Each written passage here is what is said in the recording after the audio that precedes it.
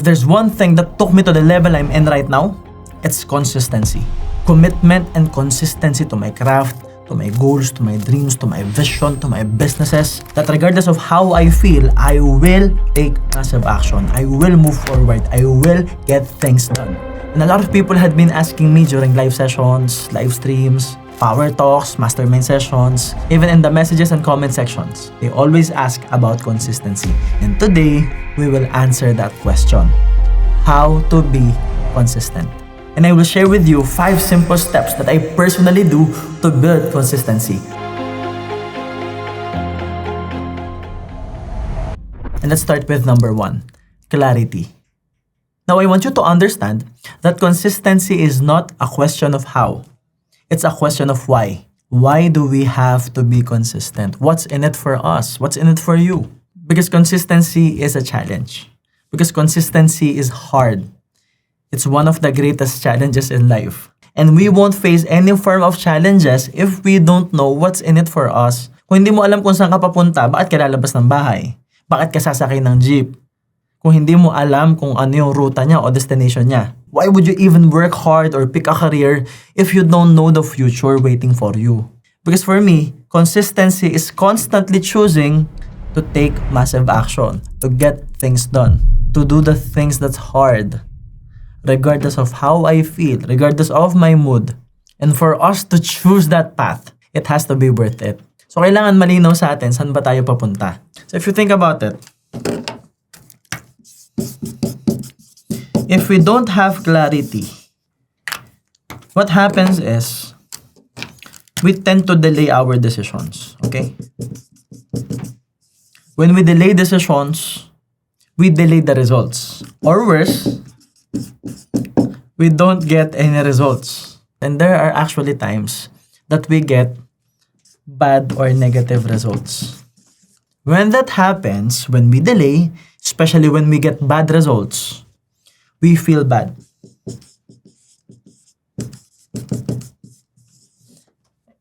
And then we build negative stories.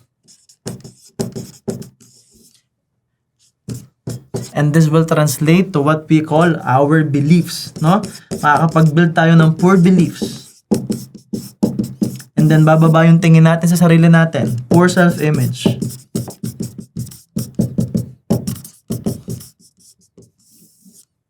If we have a poor self-image, we will constantly make poor decisions.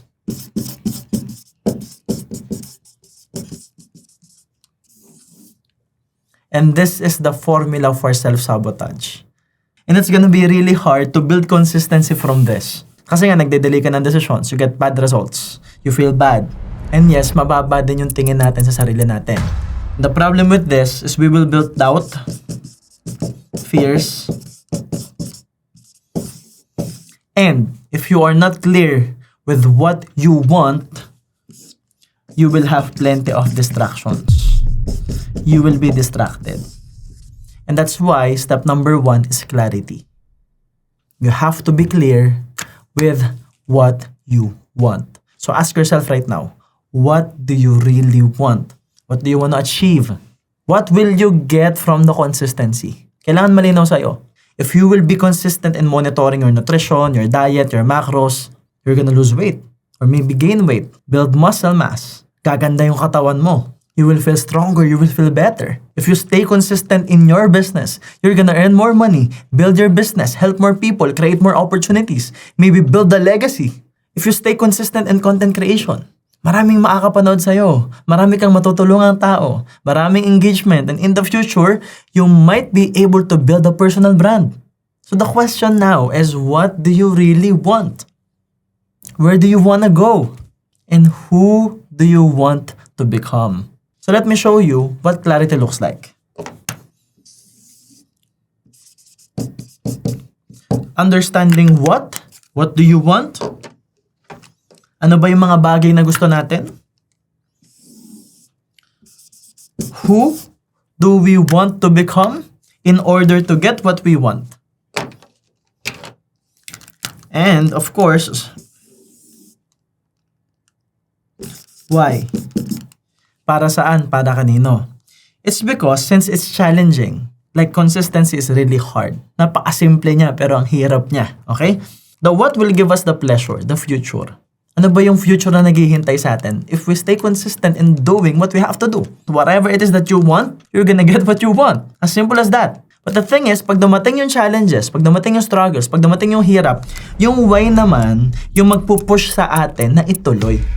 Kasi ginagawa natin siya para sa mga taong mahalaga sa atin. Meron tayong kwento. And more importantly, we are trying to build a new identity, a self-image, para yung behavior mo, yung actions mo, maging automatic na. Hindi na siya pilit. Kasi initially, mahirap talaga maging consistent. Pero pag nagbago ka as a person, pag nagbago yung identity mo, the things that are hard for you before, magiging madali na ngayon. And a lot of people have been telling me that. Kasi Sir MJ, pag nasa stage, parang andali lang sa kanya. Si Sir MJ, pag nagkikreate ng content, parang andali lang sa kanya. Si Sir MJ, napakaraming upload araw-araw. Nagagawa ko siya not because madali siya, but because madali siya sa akin ngayon. At kaya siya naging madali sa akin ngayon because of consistency. So if you do things over and over a period of time, you're gonna master it. You're gonna be good at it. And that's the purpose of this. Okay? When you build consistency, you're gonna be a master at something. But what I'm giving you here is something that can help you master yourself as well. Again, if you stay consistent. So this is the soft spot right here. If you have all three, you are consistent. You know what you want. You know who you want to become. You know your why. Eventually, you will know what we call the plan. So along with clarity, you have to create a clear plan. Okay? And this is what I always say. Plan the whole year, first day of the year. Plan the month, first day of the month. Plan the whole week, the weekend before, and plan the whole day, the night before. So hahatiin mo yung plano ng buong taon to monthly plans, weekly plans, and daily plans. So you have to be clear with what you're supposed to do. So here's the idea, guys. Clarity will give you the why. Bakit mo kailangang piliin maging consistent? Bakit kailangan consistent araw-araw? Bakit kailangan magpakahirap ka araw-araw? Yun yung sinasagot natin sa number 1. Pero pag nasagot na natin yung why, bakit natin kailangan maging consistent? Why do we have to face the challenges and struggles? We will now build the how. How to build consistency. We will now start designing it. We will now start with the structures para mabawasan yung friction ng decision making. So to make it more simple, di ba ang hirap maging consistent? So hindi na natin pahihirapan yung sarili natin sa pag-iisip, ano bang kailangan kong gawin? It will just add more things to do, and more things to do means more things to be consistent for. And more things to do means more friction. At kailangan mong maging consistent sa lahat ng yon. At pag sobrang dami ng actions na kailangan mong gawin, nalilimitahan tayo. Doon tayo nabibigatan. So inaalis natin yung mga bagay unnecessary para paggising natin sa umaga, we now have the space to take massive action. And that's number 2. Take massive action. Kasi pag klaro sa'yo kung saan ka papunta, tingnan nyo to. If this is you, kung klaro sa'yo yung goals mo at saan ka papunta, meron ka ng direction. Worth it na yung pagtitake mo ng massive action. Worth it na yung consistency kasi malinaw sa'yo. Alam mo, it's clear to you na if you stay consistent, makakarating at makakarating ka. Parang pagpapunta ka sa isang lugar, for example, Baguio, mahaba yung biyahe. Pero pag malinaw na sa'yo kung saan ka papunta, alam mo na ngayon yung vehicle na sasakyan mo. Right? And let's just say na expert yung driver. That's being with an expert leader. Right? Ngayon, na traffic, na flat yung gulong, umulan, bumagyo, tuloy ka pa rin. Kasi alam mo na kahit anong mangyari, makakarating at makakarating. Na pwede kang sumuko, pwede kang bumigay. Pero kung malinaw sa'yo, na yung mahal mo sa buhay naghihintay sa'yo sa Baguio, or kasama mo sa biyahe yung mga mahal mo sa buhay, di ba hindi ka susuko? And that's the purpose of why. That's understanding your purpose. Ang mangyayari kasi, magiging tama yung mga decisions mo, aligned yung decisions mo, even yung directions mo. Kasi ang nangyayari sa atin, kaya sobrang hirap maging consistent, kung hindi natin alam yung goals natin, kung saan-saan tayo pumupunta. Take tayo ng action kung saan-saan, maling direction, pabago-bago tayo ng direction, kaya hindi tayo nagiging consistent. Kasi hindi malinaw kung saan tayo papunta. Pero ngayon, step 1 pa lang, malinaw na kung saan tayo papunta at kung ano yung dapat natin gawin. It's because if you know what you want, you know who you want to become, you know your why, eventually, you would know what to do. Pero ang akin, pinaplano natin yan, nililinaw natin yan para pagising sa umaga. Back to step number 2, we will take massive action. Now, as we take massive action, the idea is very simple, guys. Okay? You just have to follow the plan. Because the plan is not a prison. Hindi siya bilangguan. Na parang napakasama mong tao kapag hindi mo nasunod yung plano. Basta sundin mo yung kaya mong sundin because again, the purpose of the plan is to create a structure na susundin mo para mabilis kang makapag-take ng action. Once you can follow the plan, you try to follow the plan 100%. Pag nakaka 100% ka na, that's the time that you must choose consistency. Okay? So be consistent in following the plan. That's it. Pipiliin mo lang paulit-ulit, be consistent. Mali. Be consistent, okay? So, kailangan mo lang piliin paulit-ulit yung plano. And once you are now consistent, you can then improve the execution. Dito na papasok yung growth and improvement. But initially, all you have to do is to follow the plan. At pwede mong unahin yung mga bagay na simple. And that's a win already. Ang mahalaga, meron kang nagagawa. Now, as we take massive action, eventually, may mga challenges pang lalabas, no? May mga madidiscover ka sa sarili mo. Especially behaviors that are not honoring you. Behaviors that are not helping you. In knowing what we want and taking massive action towards what we want, we will then discover ano ba talaga yung roadblocks. Ano ba yung mga obstacles natin? Ano ba yung humaharang sa atin? Ano ba yung nakakagulo sa atin? That's why step number 3 is choose an empowering behavior. In my case, I was skilled. I was an athlete, I'm good at selling, I'm good at business. So dumating sa point na sobrang distracted ako sa dami ng opportunities na pwede kong i-grab kasi halos lahat ng bagay kaya kong gawin. Magaling ako. At alam ko na mabilis akong matuto. So ang problema ngayon, hindi ako makapag-decide anong pipiliin ko, hindi ako makapag-focus anong pipiliin ko. So it's also hard for me to stay consistent at one thing. That was my challenge. And for some people, it's hard for them to stay consistent because they have negative behavior. Pwedeng malungkutin sila. Pwedeng pag nakakabenta sila ng products, nagsusugal sila. Tapos nauubos yung pera nila. Then back to zero sila and they feel bad about themselves. Pwedeng they have a pattern of self-sabotage. Pwedeng pag narating nila yung certain level of success, for example, certain amount of money, tumitigil na sila. Nagiging kampante na sila. So what we want here is not just to understand human behavior, but for you to understand your own behavior. Ang mali kasi sa atin, inaaral natin yung jowa natin, yung behavior ng nanay natin, even yung behavior ng mga politiko, ng mga kontraktor, ng mga artista, inaaral natin yung behavior nila. Pero hindi mo alam kung ano yung behavior mo. If you want to be consistent, you have to study yourself. And that's the best study you can have. Kahit gaano pa kataas yung napag-aralan natin, kung hindi natin kilala yung sarili natin, baliwala lang lahat. So you have to understand you. So I'm gonna share with you a really powerful framework in Success Blueprint. No? A lot of my students are already familiar with this. This is actually the... Okay. So this is the iceberg framework. So we have here the results. And this is what we want, no? The events. The success. Yan. This is what we want, guys. Okay? So obviously, ito lang yung nakikita natin sa social media. And that's the main reason why it's hard for us to be consistent because we tend to compare ourselves. Kinukumpara natin yung sarili natin sa ibang tao. Bakit sila may resulta? Bakit tayo wala? Hindi naman natin alam kung ano yung totoong ginawa nila bago nila nakuha yung resulta. Okay?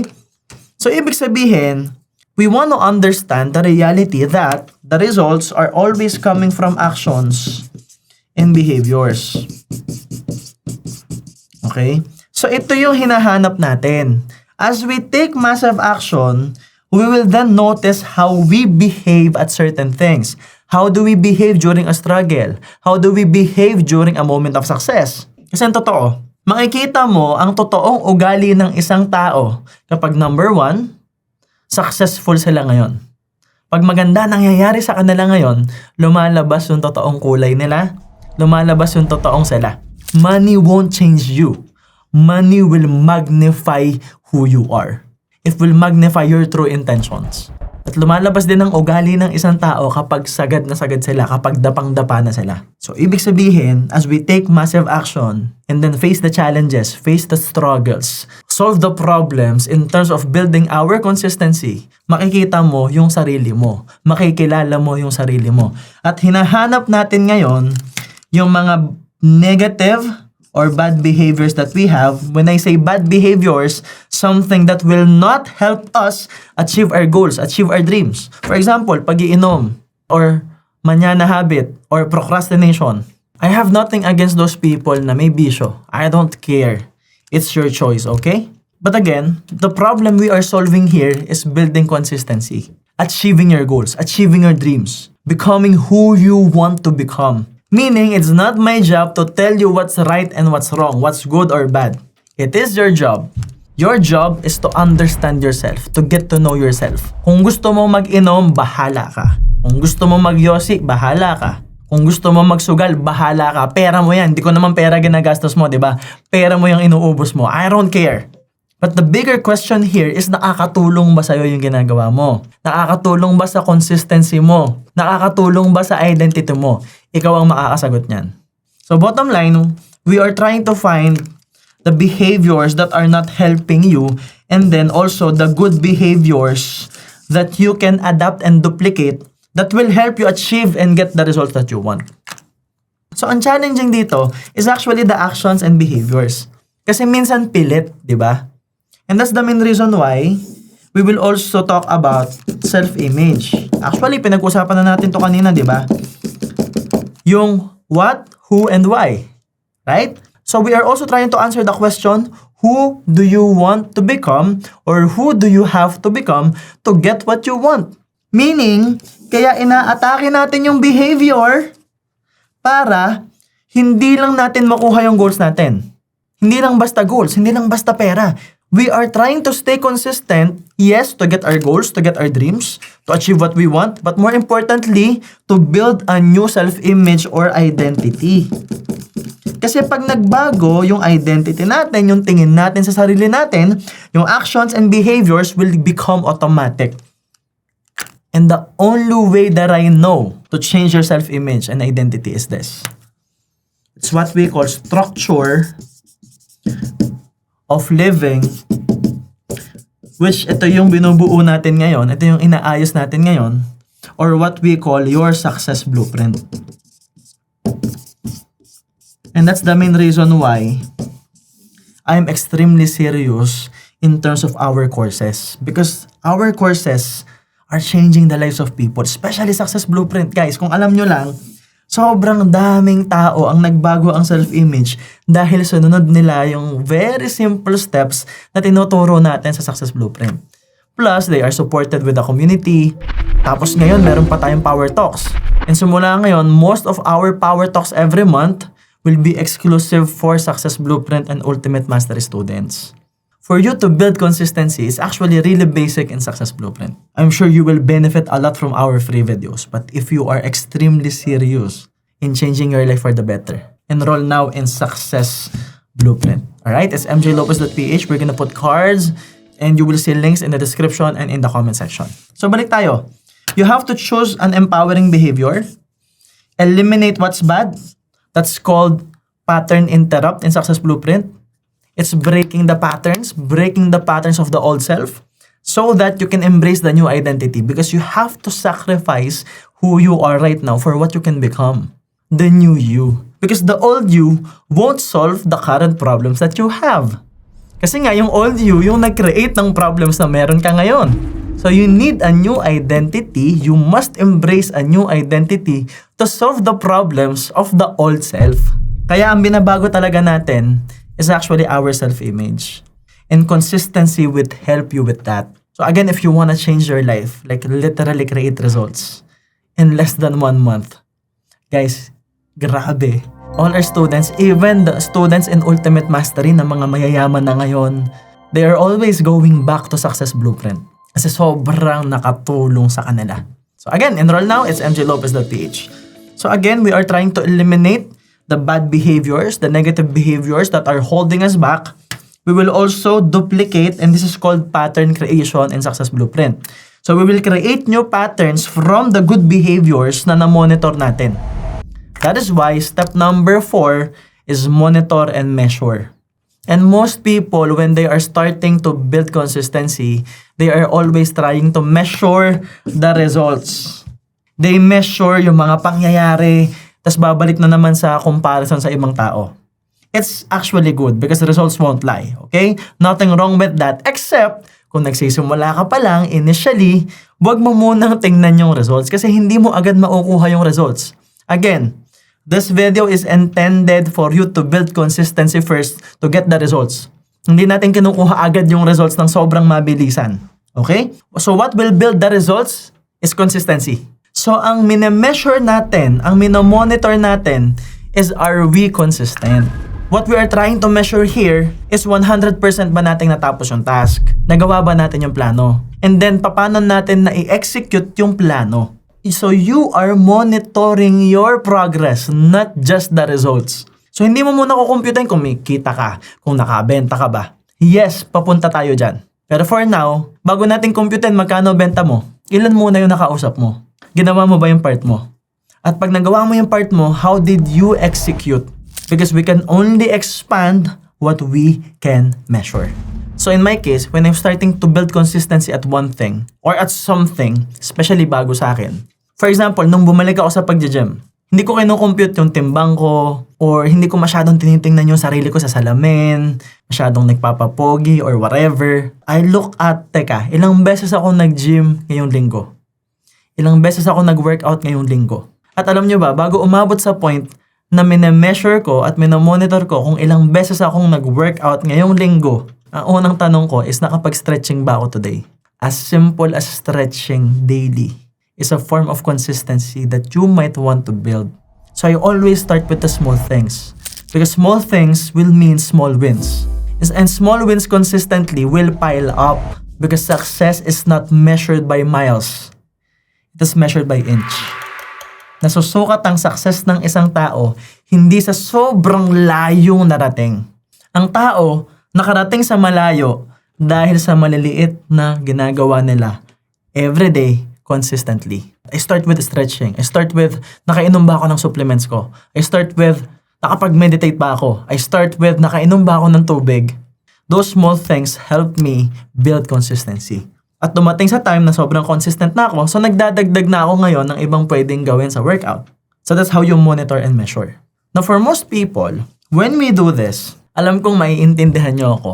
There are times that the environment, the people around us, are not supporting us. That is why step number 5 is create an empowering environment. Now of course, if you don't have the power to create the environment yet, kasi yung iba sa atin, nagsisimula pa lang, nakikitira sa parents, wala ka pang sariling pera, wala ka pang sariling bahay, tapos hindi ka basta makaalis sa community mo kasi alam nating magastos yun. You can also join a community.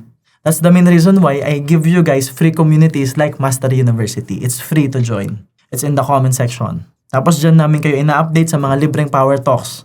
In the Power Talks community, the Mastery University community, tied kasi yung dalawang yan eh. These are really amazing people.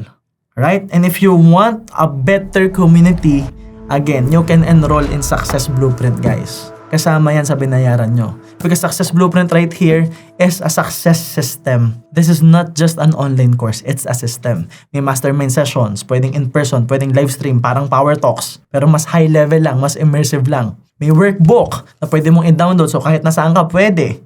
It's an online course, kaya meron tayong students sa iba't ibang bansa.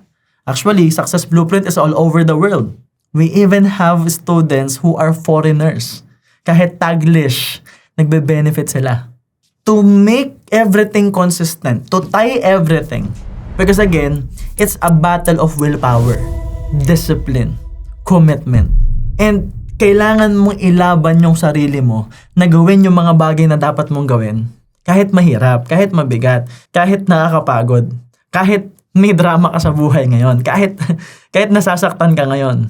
And mas mapapadali yung laban mo kung ide-desenyo mo yung environment mo na makakatulong sa'yo. I'm gonna give you an example of designs, no? If gusto mo magbawas ng timbang, alamin mo yung behavior na hindi nakakatulong. And you may notice na malakas ka kumain masyado or malakas ka sa matamis like sodas or chocolates. So alam mo na ngayon yung behavior na hindi nakakatulong sa'yo. In terms of creating the environment, tingnan mo yung ref mo. Baka naman ang dami mong chocolate sa ref. Baka naman ang dami mong soda sa ref. So ibig sabihin, hindi nakadesenyo yung bahay mo, yung environment mo to help you. Kasi pag bukas mo pa lang ng ref, makikita mo na yung soda eh. The purpose of this video is to create systems so that it won't be harder for you to be consistent. A lot of us are making it harder. We are creating more friction. Ayaw mong manaba. Ang dami mong chocolate, ang dami mong chichirya sa kwarto. May ref ka pa sa kwarto, tas puro chocolate pa yung laman. Natural, magkakadiabetes ka. Ikaw yung naglagay ng sarili mo dun eh. So you have to design it. If you really wanna work out early in the morning, gawin mong madali yung access mo sa gym clothes mo, sa sapatos mo. Diba? Is like kung mahilig kang pumorma, diba yung mga go-to na damit mo, ang daling i-access? Tas kung hindi ka mahilig mag-workout, pansinin mo, yung sapatos mo, bahay na ng ibon. May gagamba na sa loob. Hindi mo na mahanap yung rubber shoes mo, yung box mo, yung training shoes mo. Kasi hindi mo siya ginagamit lagi. So you have to design your life that way. And of course, in terms of our minds, in terms of our emotions, in terms of the support system that will celebrate your wins, you have to have a community. And I'm officially inviting you in our free community. It's Master University. And our paid community, Success Blueprint. So kasama po yan sa course.